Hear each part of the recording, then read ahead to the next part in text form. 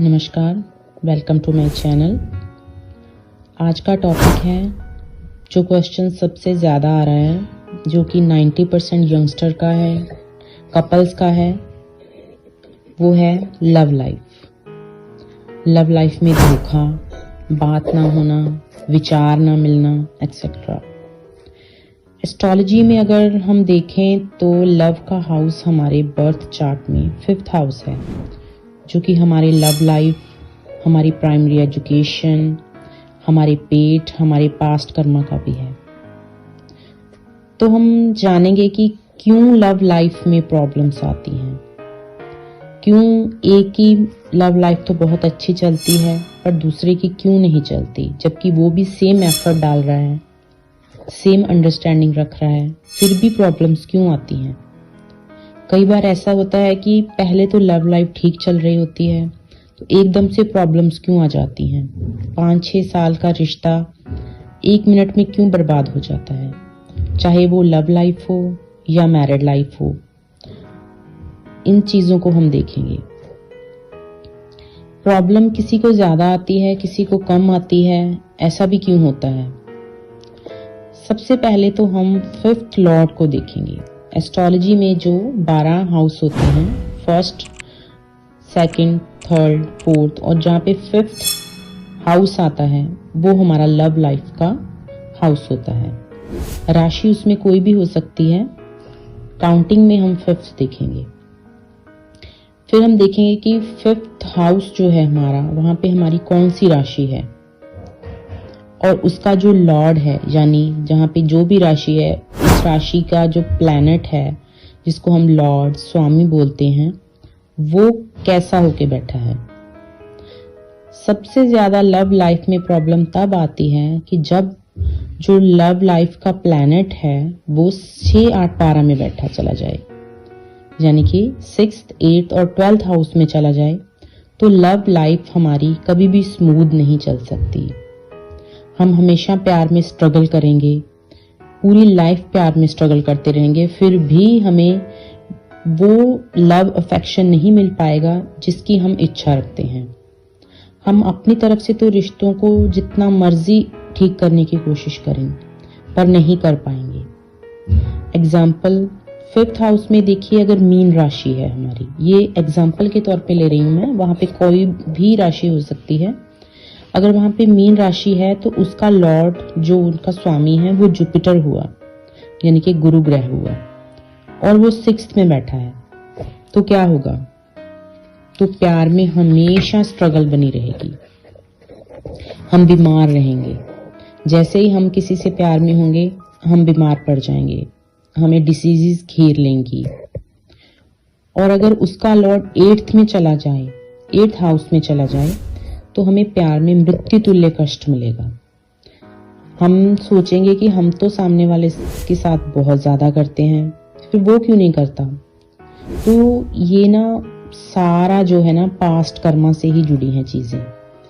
किसी का ये तो नहीं कह सकते कि किसी का कोई कसूर नहीं है, क्योंकि ये चीजें तो लॉजिकली नहीं लगती आजकल, पर है ये सच्चाई कि अगर 5th हाउस का लॉर्ड 8th हाउस में चला गया तो मृत्यु तुल्य कष्ट हमेशा ही प्यार में रहेगा, चाहे वो शादी से पहले है, चाहे वो शादी के बाद है।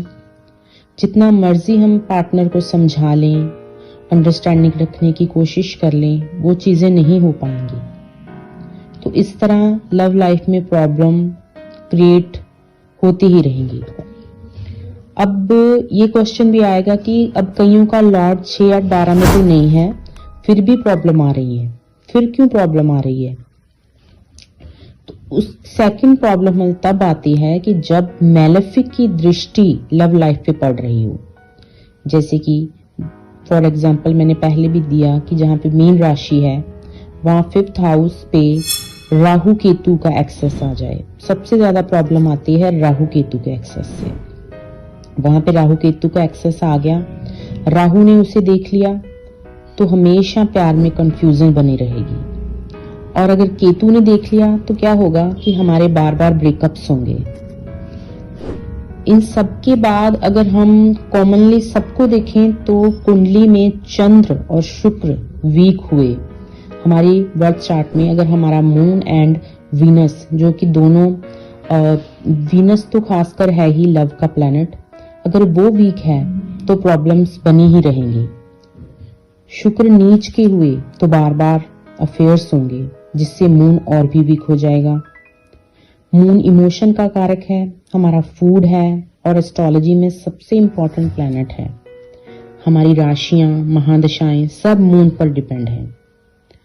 एक बार को अगर हमने लव अफेयर्स में शादी कर भी ली और अगर 7th हाउस खराब हुआ, जो शादी का हाउस होता है वो 7th हाउस होता है, अगर उसका लॉर्ड एफ्लिक्शन में हुआ तो शादी भी टूट जाएगी। और यही रीजन है आजकल जो डिवोर्स हो रहे हैं, क्योंकि कुंडली मिलान नहीं किया जाता। मेरे को बहुत क्वेश्चन आते हैं कि लव लाइफ की ठीक करने की रेमेडी बता दीजिए, ये बता दीजिए, पर अगर उसकी रूट ही वीक है, यानी कि वो हाउस ही एफ्लिक्शन में है, तो रेमेडीज भी क्या ही करेंगी। और अगर साथ में 7th हाउस खराब है तो प्रॉब्लम्स तो तब भी आएंगी, पर फिर साथ में सोल्यूशन भी होगा। क्यों? अगर हम कुंडली मिलान करेंगे, उसका एस्ट्रोलॉजर आपका अच्छा एस्ट्रोलॉजर हुआ तो कोई ना कोई उसका सोल्यूशन बता देगा, तो प्रॉब्लम्स ऐसा नहीं होगा कि नहीं आएंगी, तो कम आएंगी। तो काफी हद तक प्रॉब्लम्स को टाला जा सकता है। उसके बाद हमारे कुंडली में 2 प्लैनेट्स ऐसे हैं जो कि लव लाइफ के लिए बहुत इंपॉर्टेंट हैं। वो हैं चंद्र और शुक्र, मून एंड वीनस। अगर हमारी कुंडली में मून एंड वीनस वीक हुए, उनकी डिग्री बहुत कम है या वो नीच के हैं, तब भी हमें लव लाइफ में बहुत प्रॉब्लम आएंगी। इन दोनों प्लैनेट्स का सही होना, अगर 6th, 8th, 12th में नहीं भी है प्लैनेट, तब भी इन दोनों प्लैनेट्स का सही होना बहुत जरूरी है।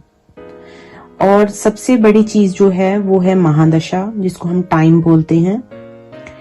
टाइम जब चेंज होता है ना, तो कंडीशंस अपने आप चेंज होने लग जाती हैं। तभी ये नेटिव्स का क्वेश्चन होता है कि पहले तो लव लाइफ में कोई प्रॉब्लम नहीं थी, अब एकदम से क्या हो गया। तो उनके जो सवाल है ना, उनका आंसर देने के लिए ही मैंने ये वीडियो बनाई है। इस वीडियो में उन सबको उनके सब आंसर्स मिल जाएंगे, तो वीडियो को जरूर देखें। सबके आंसर इसी वीडियो में हैं।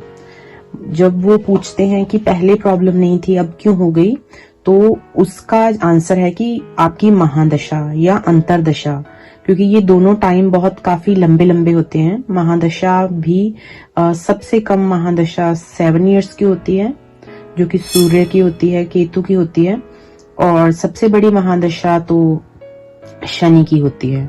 तो जब ये महादशा चेंज होती है ना, तो अपने आप कंडीशंस चेंज होने लग जाती हैं, हमारे थॉट्स बदलने लग जाते हैं, या तो हमारे थॉट्स चेंज होंगे या हमारे लिए सामने वाले के थॉट्स चेंज हो जाएंगे।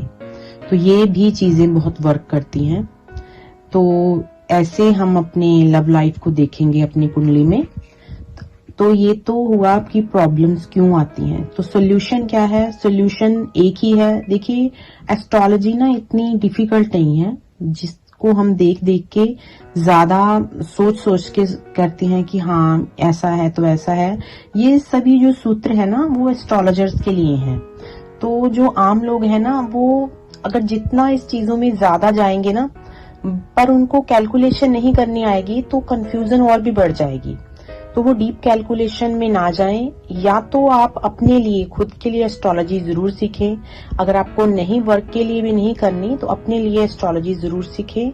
नहीं तो आप सूत्र लगाते रहोगे तो फिर कंफ्यूजन बनी रहेगी, क्योंकि कभी भी एक चीज वर्क नहीं करती। कई प्लैनेट्स की दृष्टि वर्क करती है, महादशा वर्क करती है, बहुत चीजें कैलकुलेशन करनी पड़ती हैं। तो अगर आप ऐसे ही सूत्र पढ़ के देख के लगाओगे ना, तो कंफ्यूजन और बढ़ती जाएगी। इसका बस यही है कि रेमेडी यही है कि जो भी 5th हाउस का लॉर्ड है उसको आप पकड़ो, उसकी रेमेडी करो। जैसे एग्जाम्पल मैंने पहले भी मीन राशि का ही दिया है, तो अब भी मैं वही दूंगी। अगर मीन राशि है वहां पे, तो उसके जुपिटर लॉर्ड, उनके जो लॉर्ड हैं वो जुपिटर हुए। तो बस आपको कुछ नहीं करना, आप भगवान विष्णु की शरण में जाइए। भगवान विष्णु का दिन जो होता है वो थर्सडे होता है। और वैसे भी हमारी कुंडली में जो 5th हाउस होता है ना, वही हमारे इष्ट देव का हाउस भी होता है। तो उनके इष्ट देव भी विष्णु भगवान ही हुए। तो थर्सडे की थर्सडे रेमेडी कीजिए, विष्णु भगवान के मंदिर जाइए, उनको कोई भी येलो फ्लावर या येलो मिठाई का आप भोग लगाइए। तो ये चीजें करेंगे तो प्रॉब्लम धीरे धीरे ठीक होनी शुरू हो जाएंगी। और रेमेडी से ना सब कुछ ठीक किया जा सकता है, बस ये है कि इंटेंशन सही होनी चाहिए। आप कोई भी चीज आप इंटेंशनली करते हैं तो उसका इफेक्ट आएगा ही आएगा। अगर वो चीज ठीक नहीं होगी तो आपकी इतनी ज्यादा विल पावर स्ट्रांग हो जाएगी तो वो चीजें आपको खुद छोटी लगने लग जाएंगी। तो ये चीजें आप कीजिए। तो आज का ये टॉपिक था जो लव हाउस से रिलेटेड।